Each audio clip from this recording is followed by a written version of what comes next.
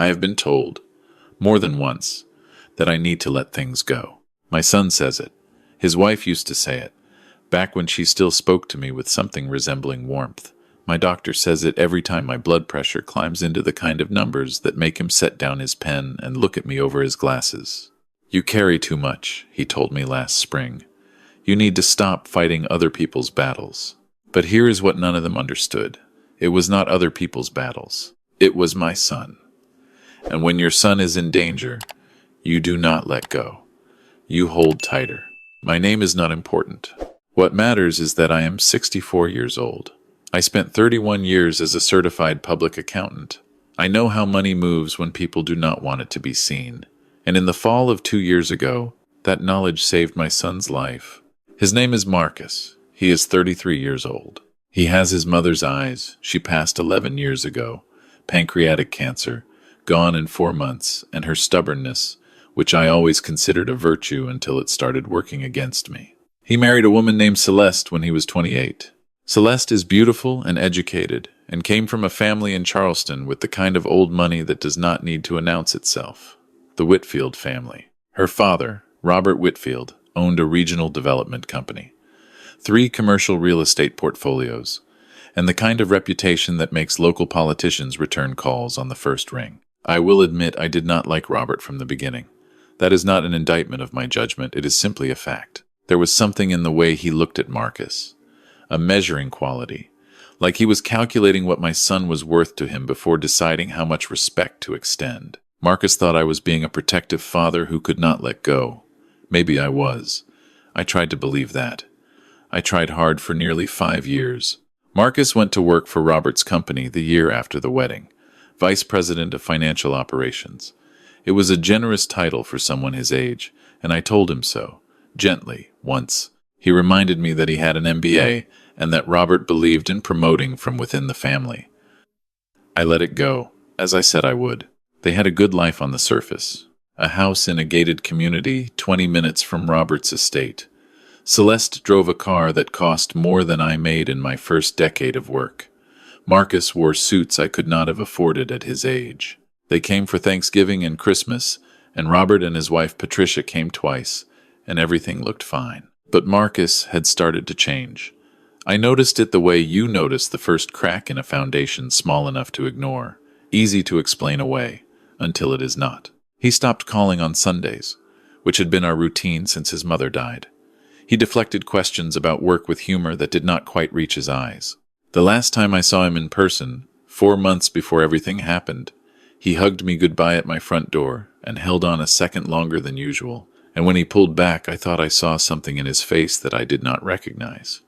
Not sadness, closer to resignation. I called him 3 times that week. He answered once and told me he was busy with a big project and that he would call me soon. He did not call me soon.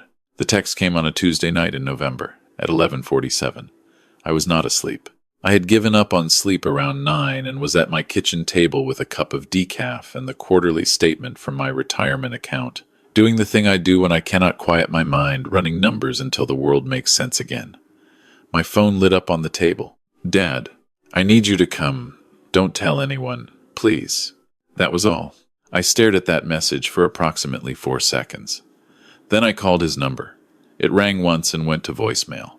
I called again. Same result. I sent a text. "Where are you? Are you hurt?" I watched the screen for a full minute. No response. No typing indicator. I was in my car before I made a conscious decision to move. Marcus and Celeste lived 40 minutes from me on a normal night. I made it in 28. I am not proud of how fast I drove. I am also not sorry. The lights were on in the house. Both their cars were in the driveway. I knocked on the front door hard enough that my knuckles ached. Celeste opened it after a long moment. She was in a robe, her hair down, and she looked at me with an expression I can only describe as carefully arranged. "Richard," she said. That was the whole greeting. "Where is Marcus?" "He's sleeping. He hasn't been feeling well." She moved in the doorway, a subtle shift of weight, enough to communicate that she was not planning to let me past. "He texted me 45 minutes ago and asked me to come." Something moved behind her eyes. Quick, almost invisible. He must have been half asleep. You know how he gets when he has a fever. He probably didn't even know what he was sending. I want to see him. He's sleeping, Richard. Then wake him up. She looked at me for a long moment. It's almost 1 in the morning. He needs rest. Come back tomorrow and I'll have him call you. She began to close the door. I put my hand on it. I am not a violent man. I want to be clear about that. But I am also a father, and there are limits to what a father will accept when his child has sent a distress signal in the night. I held that door open, and I looked Celeste directly in the face, and I said, very quietly, I am not leaving until I have seen my son standing in front of me and told me with his own mouth that he is all right. She called her father. Robert arrived 22 minutes later. He came in the back door with a key, which meant he had a key, which I noted. He was wearing a jacket over a sweater, hair combed, like he had been awake, like he had been waiting. He shook my hand with the confidence of a man who has never had to wonder if a room would accommodate him. Richard, he said, I understand you're concerned. That speaks well of you as a father. Where's my son? Marcus is dealing with some significant work stress. Celeste and I have been concerned about him ourselves. We've arranged for him to speak with someone, a professional. And in the meantime, we all agreed it's best if he rests and stays off his phone for a few days. No screens, no stimulation. I looked at him. You agreed. Who agreed? Marcus agreed. Celeste agreed. We're trying to help him. He texted me 2 hours ago, and I'm sorry about that. He shouldn't have had access to his phone. We thought we had. He stopped, recalibrated. We thought he had set it down for the night. You thought he had set it down. I heard what he did not say. Someone had taken his phone. Someone had failed to take it in time. I want to see him. Right now. Or I am calling 911 from your driveway. Robert's expression did not change. That was the tell. A father whose son-in-law was simply sick, simply stressed, simply in need of rest. That father would have shown frustration or offense or concern. Robert showed me nothing. He had a face that had practiced nothing for a very long time. Of course, he said, come on up. Marcus was in the guest bedroom on the 2nd floor. He was in the bed, covered to his shoulders, and when I came through the door, he turned his head and looked at me, and something in his face broke open. It was the look of a man who had stopped expecting rescue. He was pale. There was a shakiness to his hands when he pushed himself up to sitting that I did not like. His eyes were clear, but there was a flatness behind them, a heaviness that medication makes. I am not a doctor, but I had nursed a dying wife through 4 months of heavy treatment, and I knew what pharmaceutically managed looked like. I sat on the edge of the bed and I held both his hands and I said, I'm here. He nodded. He did not say anything else because Robert was standing in the doorway. I stayed 20 minutes. I could not do more without knowing what I was dealing with. I told Marcus I would be back in the morning, and I squeezed his hands and I looked at him and tried to put everything I needed him to understand into that look. He held my gaze. I think he understood. In the driveway, Robert walked me to my car. He was pleasant and measured and told me that Marcus was going through a period of instability, that the pressure of the position had become too much, that the family was rallying around him. He said the word family the way people say it when they mean us, not you. I drove home. I did not sleep. By the time the sun came up, I had made a list. Marcus had texted me instead of calling, which meant he could not risk being heard. He had been put in the guest room, not the master bedroom he shared with Celeste, which meant separation was intentional. Robert had arrived at nearly 2 in the morning, fully dressed and composed, which meant he had been called before I arrived and had prepared. Marcus had been given something, and Marcus had looked at me like a man who was afraid of the people standing in his own house. I went back the next morning. Celeste met me at the door and told me that Marcus had been taken to a private treatment facility and that she could not tell me which one due to privacy concerns. She said it was the best thing for him. She said she hoped I could understand. I stood on that porch and I understood very clearly that my son had been moved in the night, specifically because I had seen him and because whatever they were managing, they needed more control over it. I drove to the Charleston County Sheriff's Office.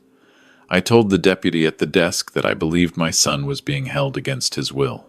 She was professional and kind and wrote everything down and told me that if my son was an adult who had voluntarily entered a treatment facility, there was very little they could do without evidence of a crime. She gave me a number for a victim's advocate. I drove home. I sat at my kitchen table for a long time. There is a particular helplessness that comes from knowing something is wrong and having no mechanism to prove it. I have seen it in clients over the years, people who knew the numbers were off, who could feel in their bones that something had been moved or hidden, but could not point to the specific cell in the spreadsheet where the lie lived. The knowing is not enough. You need the document. I started with what I had. Marcus had been VP of Financial Operations at Whitfield Development for nearly 4 years. I had never looked closely at the company's public filings because it had not been my business. Now I made it my business. What I found in the first 2 days was not proof of anything, but it was the smell of something. The kind of smell you get when the books are telling you a story the company doesn't want told. Whitfield Development had 3 separate LLCs incorporated in Delaware, 2 of which had been created within 6 months of Marcus joining the company. The annual filings showed development projects with valuations that moved in ways that did not track with the Charleston commercial real estate market that I knew from 40 years of working in it. There were transfers between entities that could be legitimate intercompany loans or could be something else entirely, depending on what was on the other side of the ledger. I am a retired CPA. I do not have subpoena power. I do not have access to internal records. But I know people. I called a former colleague, a woman named Janet, who spent 15 years at the IRS before moving into consulting. I told her what I had found. I did not tell her about Marcus at first. I framed it as a professional curiosity, something I had stumbled across. She listened without interrupting, which meant she was already interested. That Delaware structure is a flag, she said. Not by itself, but the timing and the movement you're describing that's worth looking at. If someone wanted to look at it officially, I said, they'd need a lot more than public filings. What if they had an insider? She was quiet for a moment. Richard, is this about your son? I told her everything. She told me to be careful. Then she gave me the name of a contact at the FBI's Financial Crimes Unit in Columbia. I called Marcus's cell phone 14 times over the next 8 days. It was disconnected after the 3rd day. I called Celeste, and she let it ring. I drove back to the house twice. No one came to the door, though I was certain someone was inside. I left a note in the mailbox the 2nd time. Marcus, I'm working on it. Hold on. I don't know if he got it. On day 9, Marcus called me from a number I didn't recognize. He spoke fast and very quietly. Dad, I don't have long. They took my phone. I borrowed one. Where are you? He told me the name of a facility in Beaufort County. Then he said, Dad, I know what they've been doing. I've been trying to figure out how to get out of it for 8 months. They needed me to sign off on things. I didn't understand what they were at first, and then I did, and by then they said, He stopped. I could hear his breathing. They said what? They said if I talked, they'd make sure everything pointed to me. All of it. My signatures are on everything, Dad. They built it so that if it came down, I was the one it came down on. My hands were very steady on the phone. I find that about myself in the moments when steadiness matters most. My body cooperates. Marcus, listen to me. Have you spoken to a lawyer? They said the company attorney is managing everything. He's Robert's guy, not that lawyer. Your own lawyer. Have you spoken to anyone outside that family in the last 3 weeks? Silence. Marcus, no. Okay. I need you to do something for me. I need you to sit tight for 3 more days. Can you do that? Dad, I don't know what they're... 3 days. And do not sign anything. Nothing. Whatever they put in front of you. You are too tired. You are too sick. Your hands shake too much. 3 days. He was quiet for a long moment. Okay. I love you. I love you too, Dad. The line went dead. I called the FBI contact in Columbia that same afternoon. His name was Special Agent Torres. I had already sent him a preliminary package, the public filing analysis, the timeline, the LLC structure through Janet's introduction. He had been non-committal when I sent it. He was less non-committal now. We met in person 2 days later. I brought everything I had, organized the way I organize everything by date, by entity, by dollar amount, with my annotations in the margins. He looked through it for a long time without speaking. Your son has direct knowledge of the internal movement? He asked. He signed off on transactions for nearly 4 years. He says he has documents. Where? I don't know yet. I know he kept copies of things he was concerned about. He told me that 8 months ago he started to understand what he was looking at, and he started holding on to records. I don't know where they are. Torres looked at me. If your son is willing to cooperate fully, full cooperation, documented testimony, access to whatever records he retained, this becomes a very different conversation. My son is being held in a private facility in Beaufort County on the authority of his father-in-law, who controls his access to outside communication, his legal representation, and apparently his physical freedom. So what I need to know is whether you have enough to get him out first. Torres thought about that. Give me 72 hours. I want to tell you that those 72 hours were manageable. They were not. I sat in my house and I stared at the walls and I rechecked my analysis 40 times looking for errors, and I thought about my son borrowing a phone to call me in a whisper, and I thought about his mother, who would have known instinctively what to do, who had always known, and I talked to her the way I sometimes do when things are very bad, out loud in the kitchen, which I recognize is unusual behavior for a retired accountant, but which I find helps. Torres called me on the morning of the third day. We've been looking at Whitfield development for 11 months, he said, independently. Your package confirmed several things we were already seeing. We have enough to make contact with your son in a way that doesn't require Robert Whitfield's permission. And the facility? A patient has the right to leave a voluntary treatment facility at any time. If Marcus states clearly that he wants to leave, they cannot hold him. We'll have someone there. Marcus walked out of that facility on a Thursday morning in December. An agent drove him to a location I was waiting at, a diner 40 minutes outside of Charleston, and when he came through the door he was thinner than I had seen him in years, and there were shadows under his eyes, and when he sat down across from me, he put his face in his hands and did not move for almost a minute. I put my hand on the back of his head the way I had done when he was small. I did not say anything. When he looked up, he said, I should have called you 8 months ago. You called me when you could. I was ashamed. I kept thinking I could fix it myself. I kept thinking if I just... He stopped. I didn't want you to see me like this. I've seen you like this before, I said. You were 7 years old, and you'd gotten yourself into a situation at school that you were too proud to tell me about, and you sat at that same kitchen table with the same look on your face. I watched him. I handled it then. He almost smiled. It didn't quite make it, but it was close. He had documents. He had been saving them for 8 months in a way that I would have been proud of if the circumstances had not been so frightening. Digital copies in a cloud account Robert didn't know about. Physical copies in a safety deposit box at a bank branch he had opened independently 2 years into the job, when he first began to understand that something was wrong. He had the patience of his mother and, I am allowed to say, the accounting mind of his father. What he handed over to the FBI was substantial. I will not pretend I understood all of it. Financial crimes at this level involve instruments and structures that even I needed time to parse, but the shape of it was clear. Whitfield Development had been systematically inflating valuations on commercial properties, using those inflated valuations to secure financing, moving that financing through the Delaware LLCs, and routing the difference into accounts that benefited Robert Whitfield personally, along with 2 of his board members, and, it turned out, a former state official whose name I will not say here, but whose face appeared on a campaign sign I had driven past every day for 3 years. Marcus's name was on documents. That was true. It was also true that he had been brought into the system gradually, each signature leading to the next, each step making the previous step harder to walk back, a pattern as old as financial crime itself.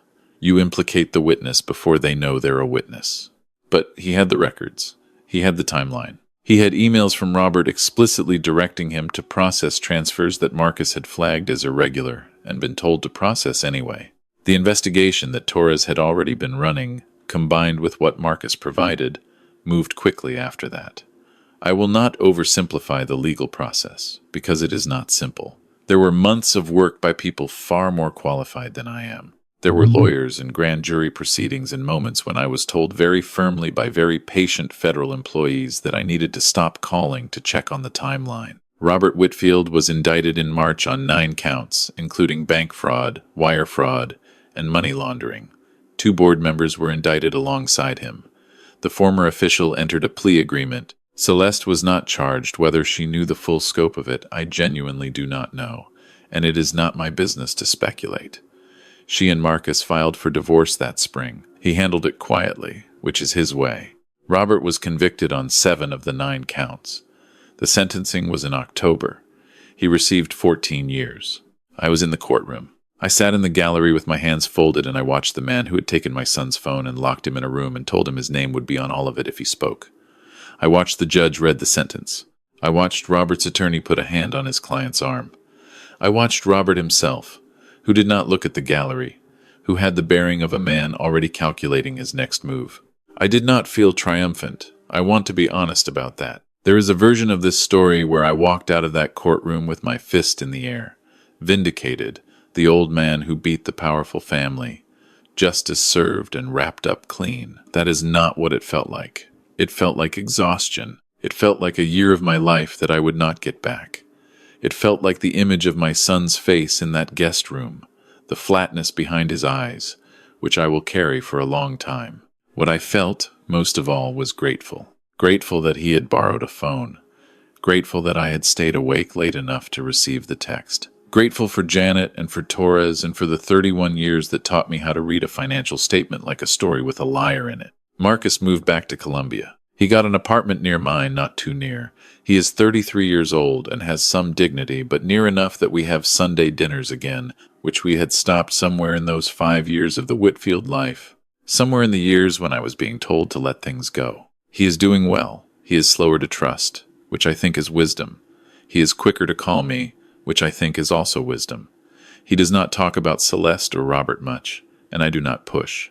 There are things people need to process in their own time and their own way, and I learned from watching his mother that sometimes the most useful thing you can do for someone you love is to be quietly present and to not make their grief about your need to fix it. I still run numbers when I cannot sleep.